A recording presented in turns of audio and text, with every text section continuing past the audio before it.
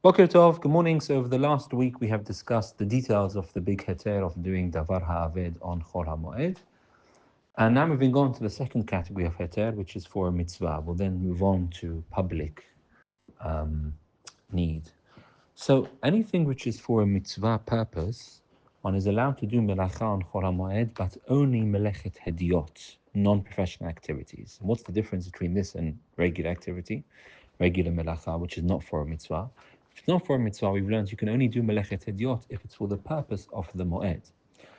For a mitzvah, you're allowed to do only melechet hediot, but even if it's not for the purpose of the chag. So a great example for this is a person who has a baby on Chol HaMoed, or on Sukkot, or on Pesach, on the first part of the chag. And the Brit Milah falls on the day after Sukkot, or the day after Pesach, on Isru Chag. Now, we've learned that one is allowed to buy any food and do any melacha for food, but only food which is for the purpose of the moed. You cannot go shopping on Chol HaMoed exclusively for use after Sukkot. So seemingly one wasn't allowed to go and prepare the food and make the orders and prepare everything, anything else, not just the food, but everything else for the Brit Milah, the chair, wherever it may be, during the Moed for the day after. But because it's for a mitzvah and it's a melechet hediot, one is allowed to do all kinds of such melachot on Chol HaMoed. So basically the principle is anything which is for the mitzvah purpose, one is allowed to do melechet hediot, even if it's not necessary for the chag itself. Similarly, a sefer Torah. So if the community have many sefer Torah, and one is pasul, and you want to fix it. Now, if the problem with it is that it's missing a letter, now writing a letter in a Sefer Torah is certainly belechet uman. We've discussed in the past writing generally in a Chol HaMoed, but writing properly, as in we write in a Sefer Torah, like, that's a melechet uman, that's a professional activity done by a sofer, there's specific jobs for this. And so therefore, if the Sefer Torah is not needed for Chol HaMoed, or the second part of the Chag, then it wouldn't be permissible to make the Torah kasher by adding in the letter, because that would be a melechet uman, a professional activity.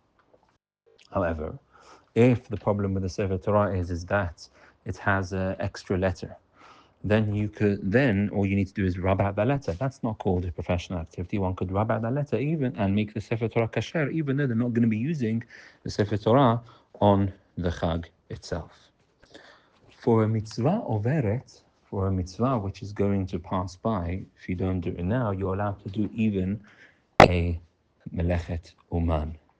So coming back to the Sefer Torah example, a Sefer Torah which is invalid, it's missing a letter, and this is the only Sefer Torah the community have, or for Simchat Torah you need 3-4 Sefer Torah, and you don't have enough. So that's going to be a mitzvah overet. That's a passing mitzvah that's needed for the moed, and it's a passing mitzvah. So then a person would even be allowed to do melechet umani, professional activity. Similarly, a person who didn't build their sukkah before the moed, whatever happened, whatever the reason was, a person didn't build the sukkah before. Now, building a sukkah is certainly melechet uman. It's a professional thing. You have to sit, you have to build. It's a long professional thing. It's a melechet uman building. And so that normally, seemingly based on what we've learned, wouldn't be permissible, even though it's for mitzvah. But because it's a mitzvah overet, it's a passing mitzvah, it's going to go. Sukkot is only here for a few days. So then you are allowed to do even melechet uman for a passing mitzvah.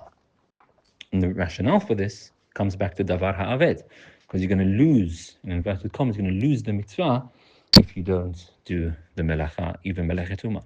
So in conclusion, the second heter is with regards to mitzvah. With a regular mitzvah, one is allowed to do melechet hediot, even if it's not needed for the moed. If it's a mitzvah, which if you don't do it now, melacha now, you won't be able to do the mitzvah, one isn't even allowed to do a melechet uman. Tomorrow, move on to tzorchei rabim, public use.